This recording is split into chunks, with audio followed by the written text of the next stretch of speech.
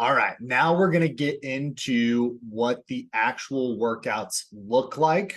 And I've already mentioned this, but we're going to build our workouts in movement patterns, not exercises. There's a million different exercises, different variations. How you piece them together can change. But what we want to do, because we're creating a system, is we want to kind of dumb that down a little bit and just look at movement patterns. One, to make it simple for us. Two, to make sure that we have a very balanced program where we're hitting everything for our clients over the course of 2 weeks to a month, right? We're hitting every movement pattern. And so we have a balanced approach to our programming.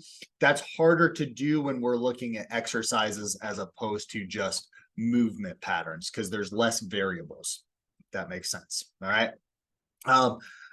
Before we get into how we're going to piece together the exercises or the movement patterns, I want to just briefly discuss our universal phasing, our macro cycle, right? So obviously the way that we structure our workouts will vary somewhat depending on what phase of training we're in. Simple example of that is when we are in the hypertrophy phase. It's like we have something that looks like this, where we have upper body days, then lower body days. When we're in our strength phase, everything is total. It's upper push, lower pull, lower push together, right? For our deload, it's like we implement core into each one of our blocks. So there will be some variation. We're not going to get into every single phase and how to structure them in this series of videos, but just make a note of that. The other thing that I want to mention here is a lot of gyms out there just design like workouts of the day, right? They're just putting their programming or workouts together, and they're not really designing like phases or periodization of training. There's a lot of value in having different phases of training for your clients, not just from an organized standpoint where, hey, we have a training calendar. My coaches know this week of the year, this day, here's exactly what we're doing. But it's important to take your members through different phases of training because it looks and feels more like a program versus I'm just showing up and working out, right? And so we want our structure of our workouts to change from phase to phase so that our clients recognize that, hey, there's some sort of transition that has taken place here where we're doing something different now. What's the reason for that? Oh, we're in a different phase. Oh, okay. In the client's mind, the gym is doing a lot of different programming and thinking. There's a lot of thought that's going into the client's program. Okay. So make sure that when you're creating your workouts and you're structuring them, that each one of your phases looks different than the other. Okay. Along those same lines, you will see here, before we kind of get into how we position the patterns here and link them together. The other thing I want to mention is you can see at the top, it says move better above the workouts. That's what we call our warm-up. We call it move better. Our primary block, if you drop, quarter of the way down, says get stronger. Drop down from there. Our secondary block says gain muscle. Our core and isolation says isolate or core. And then our metabolic finisher says like metabolic burn. And that's the way we structure our workouts. There's just branding to that. That's the only reason we call it move better or get stronger or gain muscle. We want to communicate to the client like what it is that's important to them. Hey, we understand that you want to move better. We understand that you want to get stronger. You want to tone up. You want to gain muscle mass. Whatever it is, we write that into our actual programming so our clients see that, because primary block means nothing to the client. Or there's not a lot of value in a client seeing warm up on their programming. That's why we call it move better. Clients want to move better. So don't get too in the weeds here with or get confused about why it says move better or get stronger or gain muscle. It's still, our primary block or secondary block, and you can see that on the key on the left side. But just like we want to take our members through different phases of training, so that there's more value in it, we also want each workout that our clients doing to resonate with what's important to them and what they understand. Our clients speak different language than trainers do, than we do. They speak the language of move better and get stronger, not warm up and primary block. Okay. All right. Now let's discuss the structure for putting your workouts together, linking your movement patterns and creating the workout, the structure of the workout. Okay. So what I want you to do, we're not going to start at the top here. We're actually going to start with our primary movement. So you can see primary movement in this first workout. This would be like performance A, we'll say. You can see the primary movement is an overhead press. Okay. If we jump up to this next or this top block, you can see our very first exercise in our warm-up is an overhead press dynamic. So we have overhead press dynamic, then our next movement is overhead core prep, and then our next movement is overhead press mobility. Essentially what we're doing, the first thing we do when we're designing our workouts is we put our primary movement on the program first. So we designate overhead press, and then the warm-up is going to be an overhead press dynamic, overhead press core prep, overhead press mobility. It's all designed around an overhead movement pattern. And the goal is 1, to warm up and prep us for that. And 2, to improve how well somebody does an overhead press. Okay, so that's why we just look at we take our primary movement and then we build the warm up around that. If you move over to the next workout where it's the primary movement is hinge, same thing. If we look at our warm up, it's hinge dynamic, hinge core prep, hinge mobility. Okay. So what that looks like is it's some sort of corrective exercise, something to activate the core, some sort of mobility movement, and it all revolves around or is based around whatever that primary movement is going to be. That's kind of the main focus for the workout. Important point I want to make here is you guys build your warm-ups into your workouts and create value there for your clients. Okay. Lots of gyms, they just have like a dynamic warm-up that's universal for everybody. The clients come in, they go through the warm-up, and it's the same every single day, every single time. And then the expectation is, the client comes in a few minutes early, does that, and then we go into our workout. I would imagine that you have a hard time getting all of your clients to do that warm-up. I would imagine you have a hard time getting your clients to show up early to do that warm-up. It's probably cutting into the actual training session. And there's nothing that says, hey, we're, working on improving your movement. We're working on these specific things. There's a lot more value in changing the warm-up based off of what it is our actual workout or focus of our workout's going to be. Okay. So that's all I'll say about that. Design your warm-up to be specific to your actual workout. All right. Now let's go back to our primary block for workout A, and we see overhead press. Okay. Overhead press. So it's 2 arms. We're going overhead. Okay.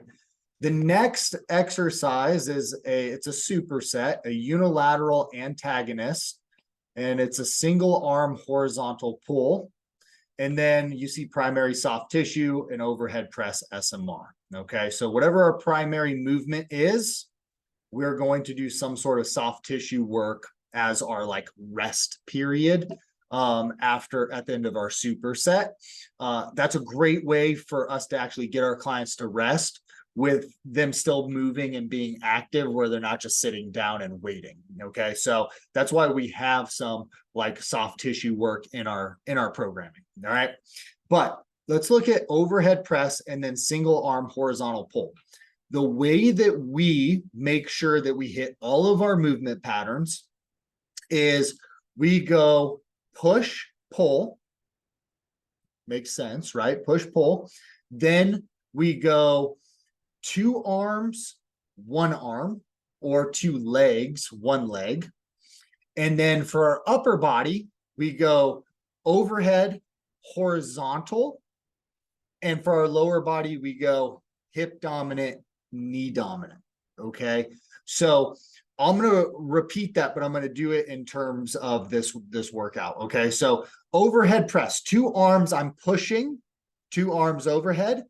And then I'm supersetting with 1 arm pull horizontal, overhead, horizontal, 2 arms, 1 arm, push, pull. Okay. You drop down to our secondary block, and we're going to do a unilateral of our primary. So I look at my primary movement, it's an overhead press. So I know I'm pressing because I already did a overhead. Now I'm going to do a horizontal press because I did 2 arms bilateral. I'm going to do 1 arm. And so we have overhead press, and then my secondary block, it's a horizontal press with 1 arm. Okay. And then we have a bilateral antagonist, which would be like, we look at our primary block, you say single arm horizontal pull. I'm horizontal, I'm pulling, it's single arm. So then I'm going to go overhead, pull 2 arms. Okay. So that's how we designate our movement patterns, is it's just following that sequence: push, pull, overhead, horizontal, right? And then 2 arms, 1 arm. Okay. For our isolation, because we're starting our primary movement is a press, we're going to do tricep. If you look over on this C workout, because our primary movement is a pull, then we drop down to isolation, it's a bicep. Okay, makes sense there. And so then we'll add in like a shoulder. The shoulder is just like accessory work, like a dumbbell lateral fly or something like that. And you can see in this first workout, we have a single arm shoulder, and this next upper body workout for like our performance C, it's double shoulder. So that doesn't necessarily matter. It's just giving the client some variation. And then we have our metabolic burn. And for our metabolic burn, guys, a metabolic finisher doesn't necessarily matter what it is as far as our movement patterns go, because it's just designed to get the heart rate up. That might be a skier, it might be an assault bike, it might be a sled, rower, something like that. Okay, so what it is doesn't necessarily matter based off of what it is we've done that day. Because you think about it, somebody should be able to do like an overhead press and then row or bike or sled or whatever. Okay. But hopefully how we're piecing the movement patterns together makes sense. I'll run through a lower body one just real briefly. So get stronger, primary movement is a hinge. You can see the warm-up is based around a hinge. Then we superset our hinge with a split squat. So push, pull, hip dominant, knee dominant, right? And then 2 legs, 1 leg, right? So if we drop down, you can see we have hinge as our primary movement. And then in our secondary block, we have a single leg bent leg hinge. So we went from hip dominant to knee dominant, 2 legs to 1 leg. Okay. And those are both pulls. And then it's superset with a single leg squat, right? A single leg pushing pattern, right? So hopefully that makes sense. For core, it's anti-lateral flexion, core rotation, and you move over to our other one, core anti-extension, core sit-up. This would be like what our hypertrophy phase looks like. Okay.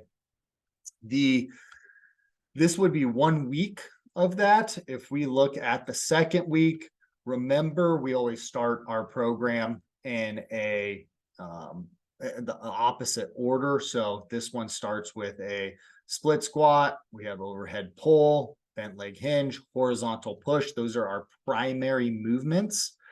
And those are different than these primary movements. So we basically have hit all of our primary movements or big movements to start the workout with. Okay, so as far as how your philosophy for piecing the workouts together, obviously that's going to change from gym to gym, from trainer to trainer.